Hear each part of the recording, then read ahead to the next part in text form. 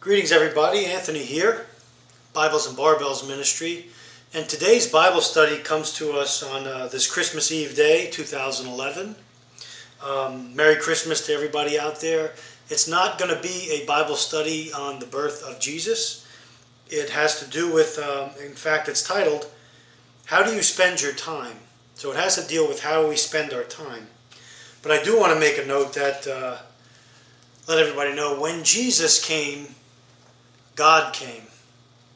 When Jesus was born, God visited the earth in the form of a baby, which later grew up to be a man and to die on the cross and save us from our sins, save those who place their faith and trust in Him from their sins and give them everlasting life.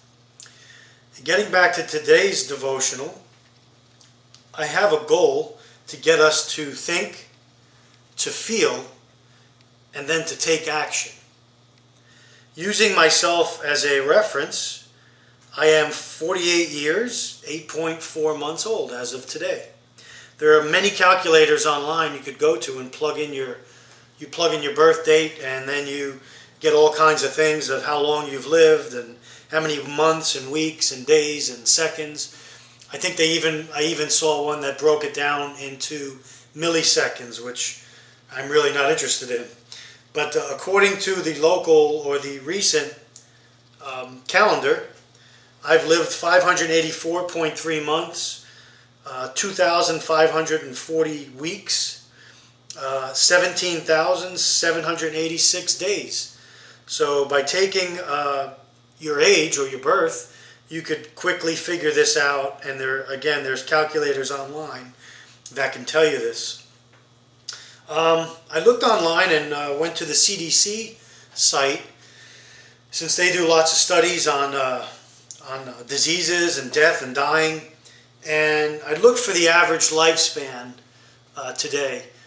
Women tend to live a little bit longer than men, but the average lifespan that I found, the most recent one that I found, is the average is 77.9 years. So you can quickly take your age minus you could take the 77.9 years minus your age, and given that average, you could come up with your average lifespan or your time left here if you live an average life. For me, that is about 29.1 years, and looking at that I'll spend probably a third of that asleep, it does not give me a whole heck of a lot of time to do the things that I would like to do, especially in light of serving the Lord. The definition of time. Webster's Collegiate Dictionary says, the measured or measurable period during which an action, process, or condition exists or continues. Its duration. It says a non-spatial continuum that is measured in terms of events which succeed one another from past through present to future. I have a few quotes that I'd like to read regarding time.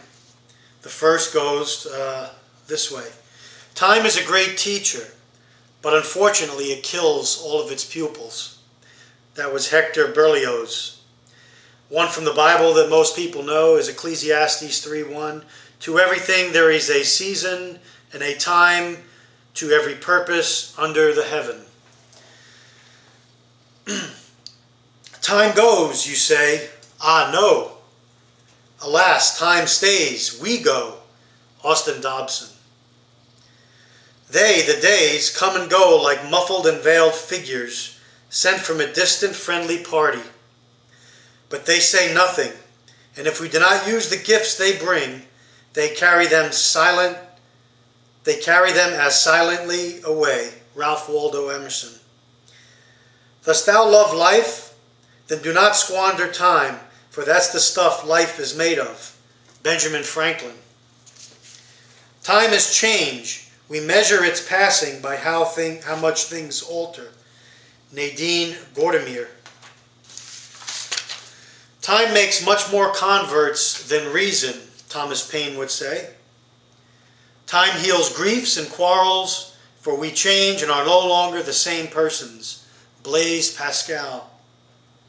The last one I have says, time speeds away irretrievably.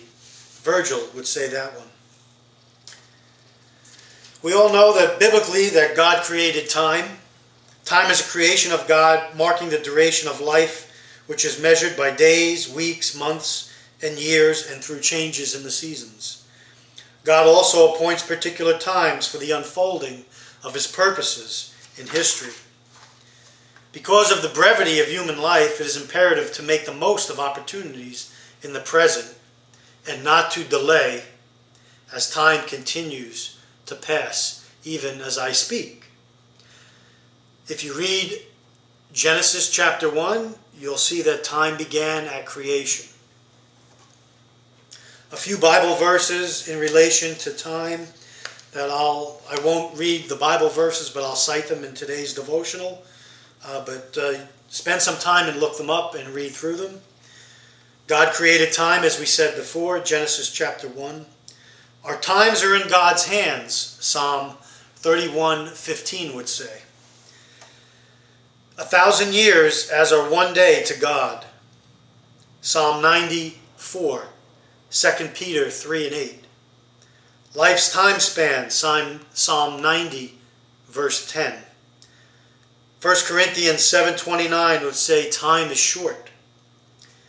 2 Corinthians 4:16 through 18 talks about the rapid deterioration of the human body.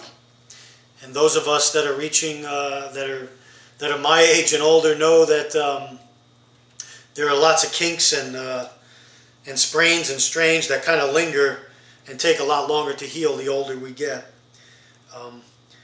James would say in James chapter 4:14 that our life is but a mist and just disappears. It comes and goes.